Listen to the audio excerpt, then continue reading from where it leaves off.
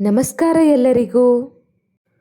ಒಂದೇ ಒಂದು ಕಪ್ ಅಕ್ಕಿಯಿಂದ ಹೋಟೆಲ್ನಲ್ಲಿ ಸಿಗುವಷ್ಟು ಸುವಾಸನೆ ಜೀರಾ ರೈಸನ್ನು ಮನೆಯಲ್ಲೇ ಮಾಡ್ಬೋದು.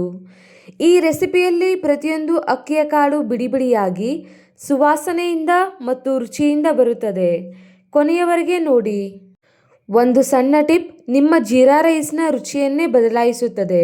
ಬನ್ನಿ, ಹಾಗಿದ್ರೆ ಜೀರಾ ರೈಸ್ನ ಹೇಗೆ ಮಾಡಬೇಕಂತ ತೋರಿಸ್ಕೊಡ್ತೀನಿ. ನಾನಿಲ್ಲಿ ತುಪ್ಪನ ಹಾಕೋತಾ ಇದ್ದೀನಿ. ತುಪ್ಪ ಹಾಕೊಳ್ಳೋದ್ರಿಂದ ಅದರ ಪರಿಮಳ ಚೆನ್ನಾಗಿ ಬರುತ್ತೆ. ಅದಕ್ಕೆ ನಾನಿಲ್ಲಿ ಒಂದು ಅರ್ಧ ಟೇಬಲ್ ಸ್ಪೂನ್ ಜೀರಿಗೆನ ಹಾಗೆ ನಾನಿಲ್ಲಿ ಮಸಾಲೆ ಪದಾರ್ಥಗಳನ್ನ ಹಾಕ್ಕೊಂಡಿದ್ದೀನಿ. ಚಕ್ಕೆ, ಲವಂಗ, ಏಲಕ್ಕಿ ಮತ್ತು ಒಂದು ಬಿರಿಯಾನಿ ಎಲೆನ ಕೂಡ ಹಾಕ್ಕೊಂಡಿದ್ದೀನಿ. ನಾನಿಲ್ಲಿ ಒಂದು ಏಲಕ್ಕಿ, 2 ಲವಂಗ, ಒಂದು ಸಣ್ಣ ಚಕ್ಕೆನ ಹಾಕ್ಕೊಂಡಿದ್ದೀನಿ. ಚೆನ್ನಾಗಿ ಹುರ್ಕೋಬೇಕು ಎಣ್ಣೆಯಲ್ಲಿ. ಅದಾದಮೇಲೆ ನಾನಿಲ್ಲಿ ಅಕ್ಕಿನ ಅರ್ಧ ಗಂಟೆ ಮುಂಚೆನೇ ನೆನೆ ಇಟ್ಟಿದ್ದೆ. ನೀವು ಜೀರಾ ರೈಸ್ ಆದರೂ ಉಪಯೋಗಿಸ್ಬೋದು, ಬಾಸುಮತಿ ಅಕ್ಕಿ ಆದರೆ ಉಪಯೋಗಿಸ್ಬೋದು. ನಿಮಗೆ ಯಾವುದಿಷ್ಟ ಅದನ್ನೇ ನೀವು ಉಪಯೋಗಿಸಿ. ಹಾಕಿ ಚೆನ್ನಾಗಿ ಫ್ರೈ ಮಾಡ್ಕೊಳ್ಳಿ. ಅದರ ಪರಿಮಳ ಅಕ್ಕಿಯು ಕೂಡ ಚೆನ್ನಾಗಿ ಹತ್ಕೊಳ್ಳುತ್ತೆ. ನಿಧಾನವಾಗಿ ಮಿಕ್ಸ್ ಮಾಡ್ಕೊಳ್ಳಿ, ಕಾಳುಗಳು ಮುರಿಯದಂತೆ.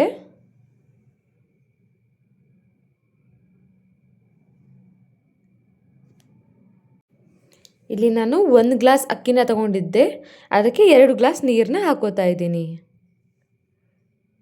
ಯಾವಾಗಲೂ ಬಿರಿಯಾನಿ, ಪಲಾವ್ ಈ ಥರ ಮಾಡಬೇಕಾದ್ರೆ ಎಣ್ಣೆಯಲ್ಲಿ ಅಕ್ಕಿನ ಹಾಕಿ ಹುರ್ಕೊಳ್ಳಿ. ಮಸಾಲೆ ಜೊತೆ ಚೆನ್ನಾಗಿ ಹುರ್ಕೊಳ್ಳುತ್ತೆ, ಆಮೇಲೆ ತಳ ಕೂಡ ಹಿಡಿಯೋದಿಲ್ಲ. ಈ ಥರ ಕುದಿ ಬಂದಮೇಲೆ ನೀವು ಕುಕ್ಕರ್ ಲಿಡ್ನ ಕ್ಲೋಸ್ ಮಾಡಿ 1-2 ವಿಸಿಲ್ ಆಗೋವರೆಗೂ ಬಿಡಿ.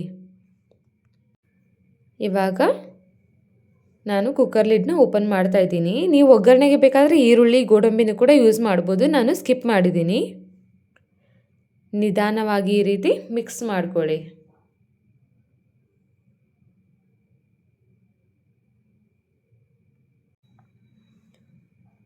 ಈಗ ಜೀರಾ ರೈಸ್ ಸಿದ್ಧವಾಗಿದೆ. ಇದನ್ನು ದಾಲ್, ಪನ್ನೀರ್ ಗ್ರೇವಿ, ಚಿಕನ್ ಕರಿ ಅಥವಾ ಯಾವುದೇ ಗ್ರೇವಿ ಜೊತೆ ಸವಿದ್ರೂ ಕೂಡ ರುಚಿ ಇನ್ನೂ ಡಬಲ್ ಆಗುತ್ತದೆ. ಈ ರೆಸಿಪಿ ನಿಮ್ಗೆ ಇಷ್ಟವಾದರೆ ವಿಡಿಯೋಗೆ ಒಂದು ಲೈಕ್ ಮಾಡಿ, ಕಾಮೆಂಟ್ನಲ್ಲಿ ನಿಮ್ಮ ಅಭಿಪ್ರಾಯ ತಿಳಿಸಿ ಮತ್ತು ಇಂತಹ ಸುಲಭ ಹಾಗೂ ರುಚಿಯಾದ ಕನ್ನಡ ಅಡುಗೆಗಳಿಗಾಗಿ ನಮ್ಮ ಚಾನಲನ್ನು ಸಬ್ಸ್ಕ್ರೈಬ್ ಮಾಡಿ. ಮುಂದಿನ ವಿಡಿಯೋದಲ್ಲಿ ಮತ್ತೆ ಸಿಗೋಣ. ನಮಸ್ಕಾರ.